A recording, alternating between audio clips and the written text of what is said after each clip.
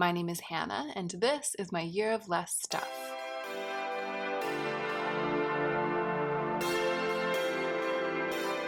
Hey y'all, so I very recently filmed a video, the second video in this series, making my own 9-pan palette. And this is the 9-pan palette that I made when I filmed the video just recently. For me, it was very recently. It was actually yesterday. And I decided I wanted to go ahead and film the third video in this series now when the camera is still in this overhead position, because as soon as I finished building this palette, I had a vision for the way that I want the third palette to look. And the vision is based on the fact that the original idea for this palette, the original concept, which was to combine a duochromatic limey green shifting gold with a brilliant deep coral red matte, that got completely lost as this palette came together. I ended up with something totally different, and this palette doesn't even offer the one thing that I was hoping that it would. And I don't want to let that go. I want to build the palette that has a home for that look. I think that the mistake I made with this palette, I mean, it wasn't a mistake. It was just, the evolution of my thought process. And I ended up evolving this palette so far that it evolved extremely far away from the original concept, and the red or the coral mattes got evolved out of it. So the thing that I did, I think that caused that to happen, was to move in the direction of these more mid-toned greens.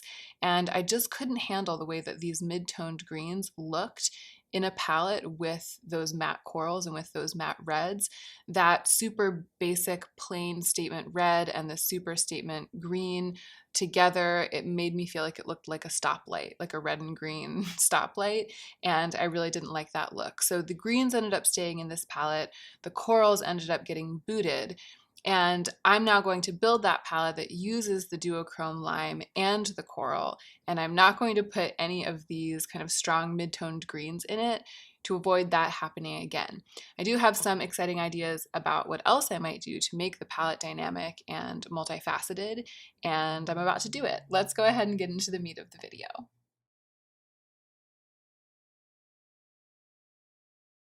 So the first thing I'm going to do, as always, is to just cull shadows from my selection of singles that I think I might want to include in the palette. I went ahead and brought these two Natasha Denona palettes over here because I learned my lesson the first time. I was starting with just my floating singles, and then I ended up pulling some Natasha Denona shadows for this palette, and so I just have them here just in case. I actually might bring the Sunrise palette over here too because it has some corals in it. And I realized that I didn't go over the brief in the introduction because I spent the whole time talking about why I'm going ahead and filming the third round right away. But I think it's probably somewhat implicit from the title, and most of you have probably seen the first 2 episodes of this series anyway. Basically, I'm building a 9-pan palette, and I'm doing it with the constraint of imagining that I'm actually releasing a collaboration with a brand. So I'm pretending that I've released 2 collabs, 2 9-pan palettes with a brand, and that this is the third one. So I want it to be cohesive and exciting and dimensional and something that I want to use, but I also want it to be something that's appealing, somewhat marketable, potentially saleable, and different from the first 2 palettes.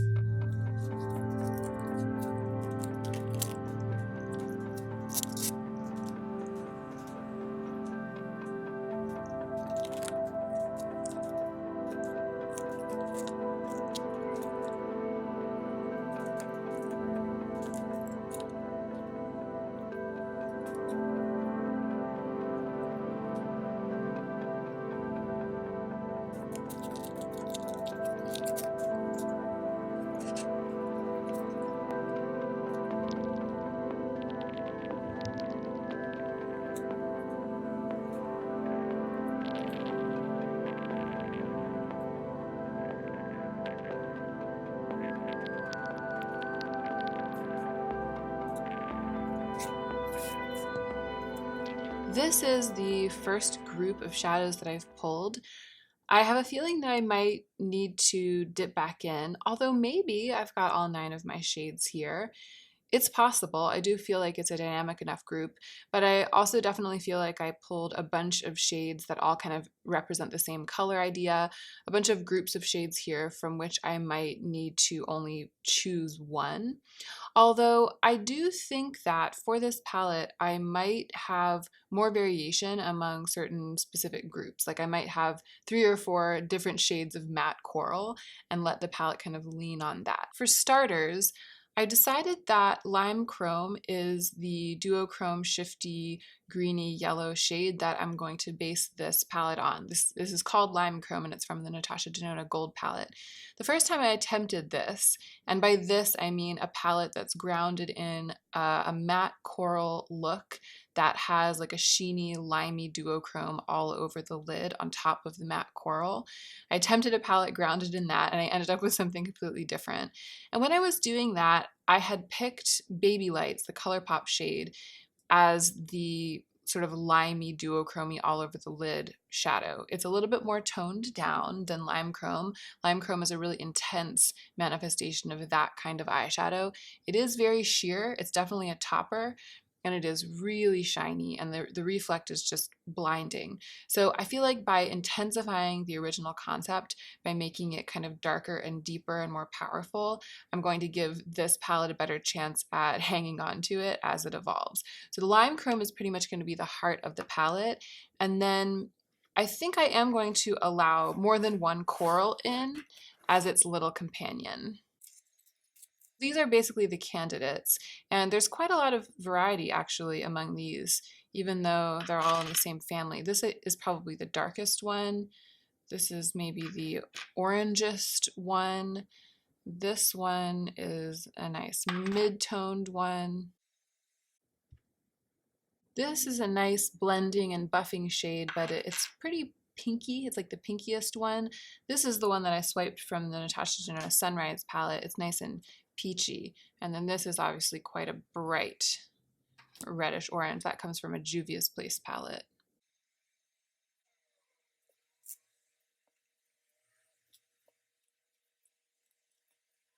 I tested out Lime Chrome on top of these 2 shades, and I think that I'm going to go with this one. It's ColourPop Meteorite. It is a little bit more coral and a little bit less orange than Martian, which is the other one that I was thinking of including. And I think I'm also going to go ahead and snag this one, which was from the Natasha Denona Sunrise palette. It's the shade called Morgan. So obviously they're really different from each other, but they're both kind of representing this matte coral idea. And I'm going to put these to the side for now. So these 3 shades, that's basically going to be the heart of the palette for starters. We'll see what happens. So the inspiration that I had for this palette right after finishing the other palette and realizing that I had really let the ball drop on that original inspiration, the idea that I had was to bring in some weird blues, because there is something about a coral like this and a weird grungy blue that doesn't just look good together, but that can look really good layered. And I like the idea of having this matte coral in the palette and maybe even some darker reds like that to build the base of a look, and then having not only a limey shifting duochrome, but some blue-brown type of pigments to layer over top of it, some weird grungy metallic dark smutty smoggy stuff. So these are the candidates for the darkest and swampiest manifestation of that idea. They look really similar to each other in the pan, all of them, but it's really hard to tell until you swatch them. They're quite different. I think that they each one of them would give something quite different to the palette. So I'm going to swatch them all right now.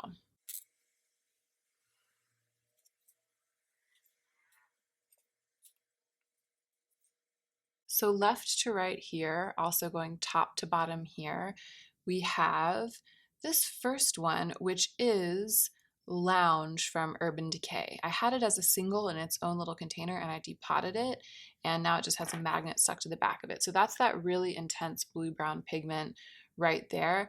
I think it's the most intense, the richest blue-brown pigment that I have ever had. The second shadow, this one right here, is Luxie Beauty Rage.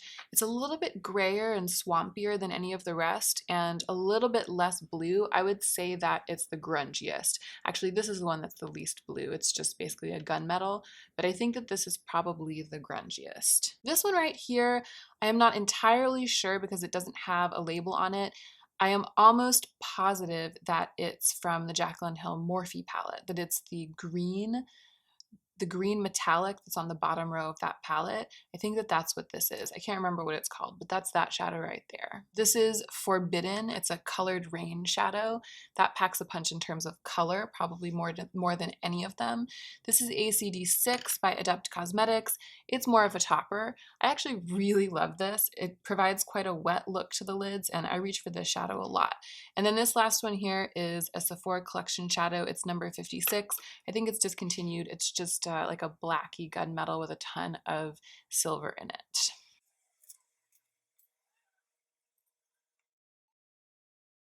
This is hard. I want to include them all.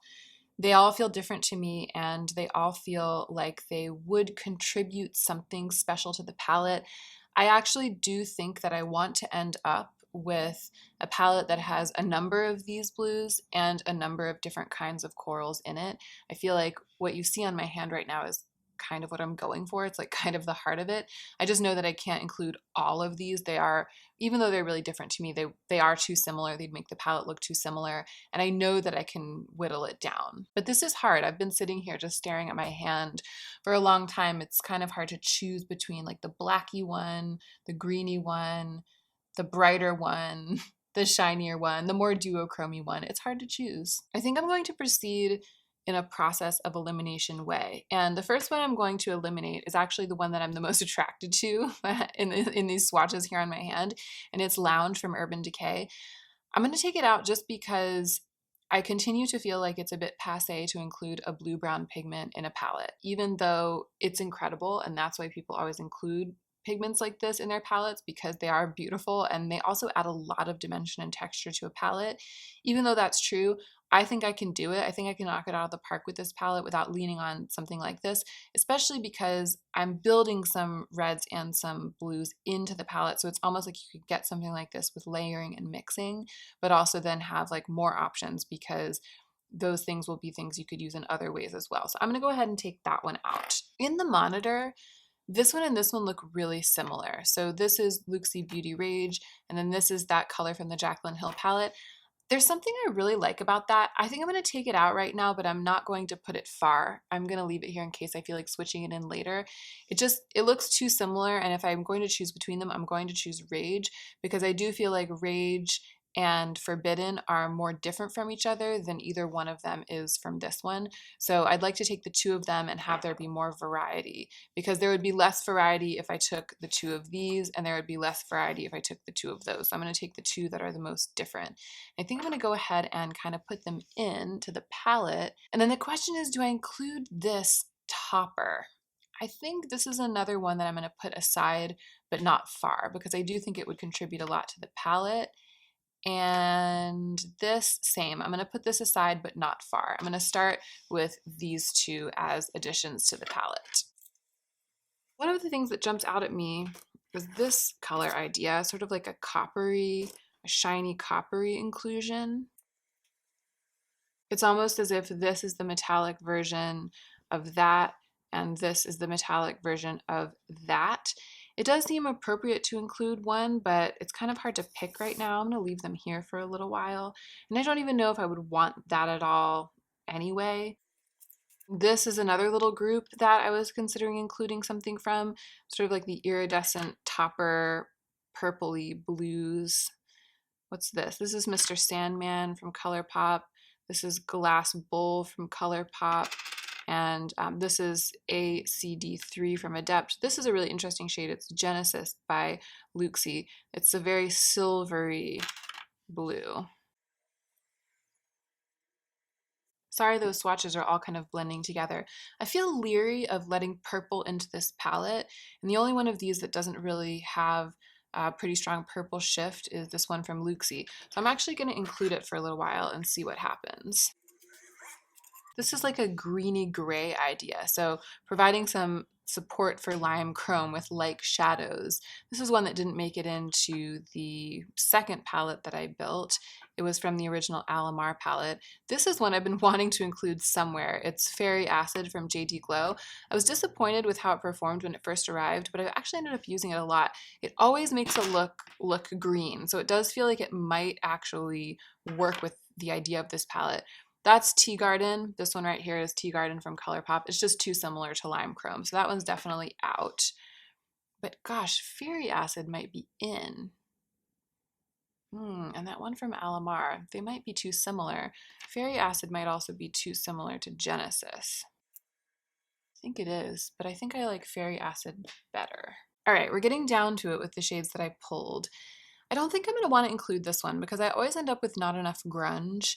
I always end up bringing out too much color and then having to like tone it down and tone it down. Shades like this always end up getting switched out towards the end of the process. And with all of these in, I can tell that that's what would happen to this too.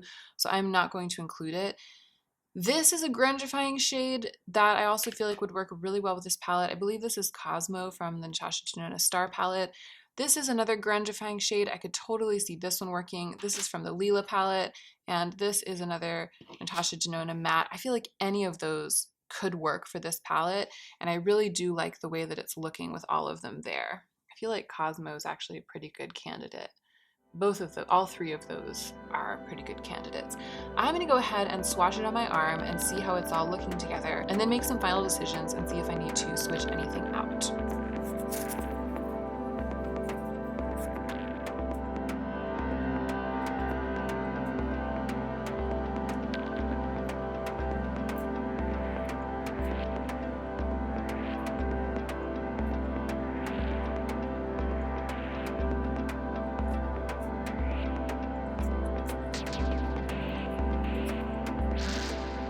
Okay, so those are the 9 shadows that I swatched. If you watched the other 2 videos, you probably already know what I'm going to say. I don't like it because it's too bright, and having those bright reddy corals and bright blues and then that kind of gradient of color, it makes it look like a rainbow palette. It's a grungy rainbow. But I didn't really conceive of this as a grungy rainbow. I conceived of it as like a grungy coral and grungy blue palette. And I think that I need to take out the interim shades, everything that looks orange and everything that looks yellow, because it's making it look like a rainbow right now. Lime Chrome is looking pretty yellow in the monitor, so it's staying. I'm determined that Lime Chrome will stay, which means that there is going to be some red, some yellow, and some blue. I think I need to take out everything that looks orange, yellow, and green so that I lose that sort of gradient, that rainbow gradient feeling.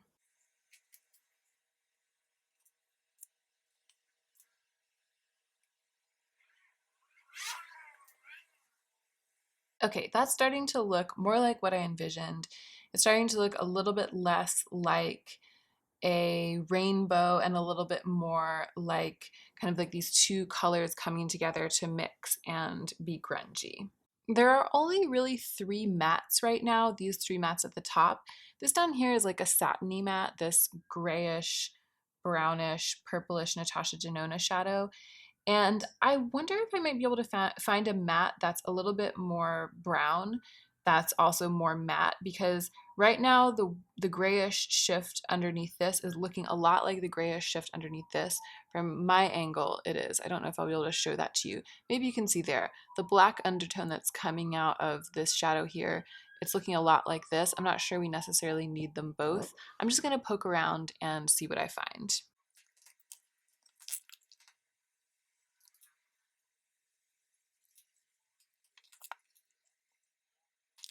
Okay, so even though I said that I didn't want to go in like this green direction with this palette, I did find some shades that seem like they might really work. I'm worried it's making it more rainbowy, but at the same time, they really seem to go with these blues.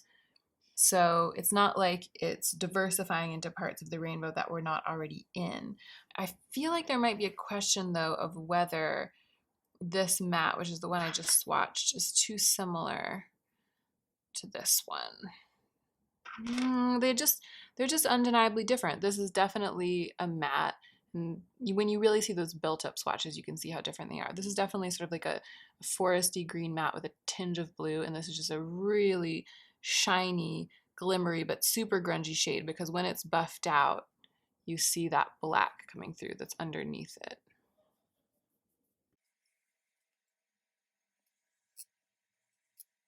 This one that I'm swatching over on the side of my hand is ColourPop Team Captain.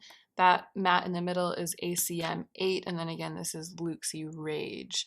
So I'm kind of trying to decide if I want to put in one of those two.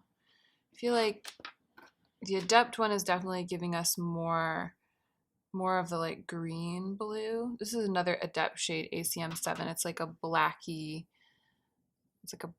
muddy green. I like that. I actually really like that. It looks a little bit like a satin, but it definitely is more matte. I like that. Okay, we're getting close to the end. I want to rearrange it so it doesn't look so rainbowy. I'm gonna go wash off my arm, and then I think the other thing I might do when I'm playing with it when I get back is to put in one more reddy coral type thing. I'm not totally sure, but I might do that. Let's go ahead and sort of wash off, and then we'll get to like the last phase of the swatching and making of final decisions.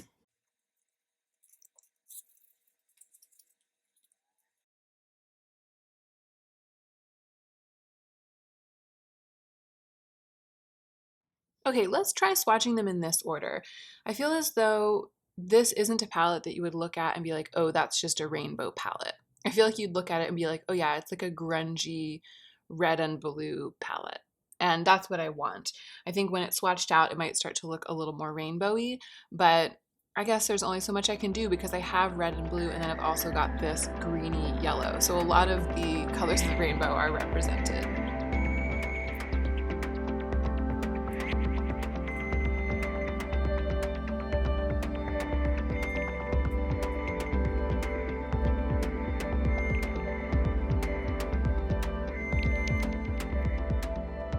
Okay, I'm actually kind of liking it swatched out like that, with the color story more intermingled and kind of less segregated. One thing that's bothering me a little bit is both of these mattes being included in the palette. They are really different and they work differently for me. I know that I'm going to get more of like a pinky coral with this, and I know I'm going to get like a deeper sort of like orangey red with this. I do really like this bright pinky coral color, but I think there might be something about the pinkiness of the coral that's throwing off the palette for me and making it seem less grungy than I would like. So I'm going to experiment with switching out this eyeshadow and see what happens.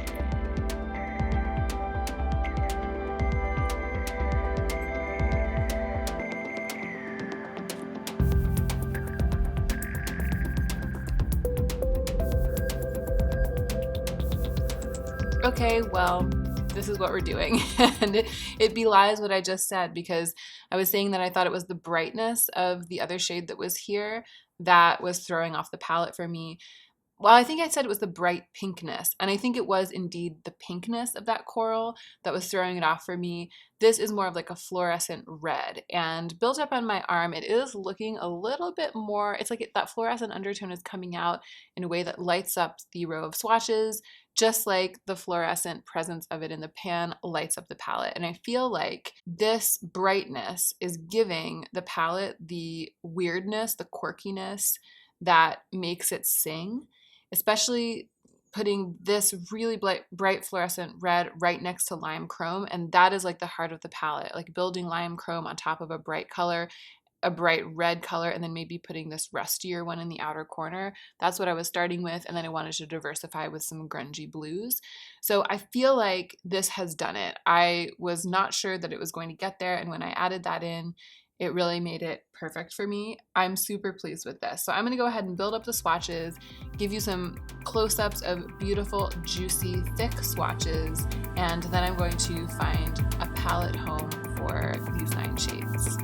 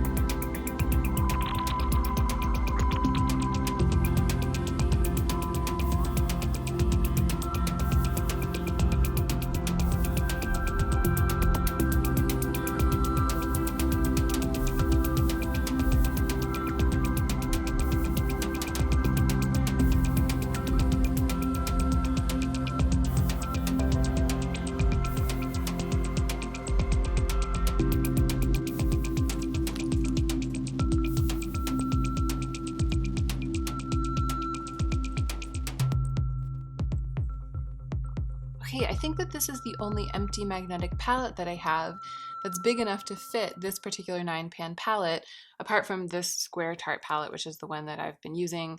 I'm still using it for the other palette, and that's what they look like side by side in case you're curious. I do have some smaller magnetic palettes. I just have a few. I don't have very many empty palettes floating around because I'm trying to minimize the number of not only extraneous belongings, but overall belongings that I have this year. But the other ones are too small to fit this palette because it's got these huge round shades in it. But this is fine. I kind of like it. I like the drama of having it all alone in this magnetic palette. I really like the way that this came out. I really like it. I do feel that feeling like it's balanced and it's singing.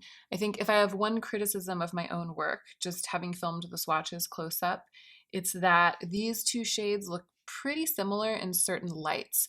From where I'm sitting, they look really different. And maybe I'll try to take a picture like I did last time. I'll try to take a picture with my phone so that I can insert it and you guys can see what I'm talking about. But the way that Rage shifts, this one down here, it shifts to like a black, almost like a purpley black.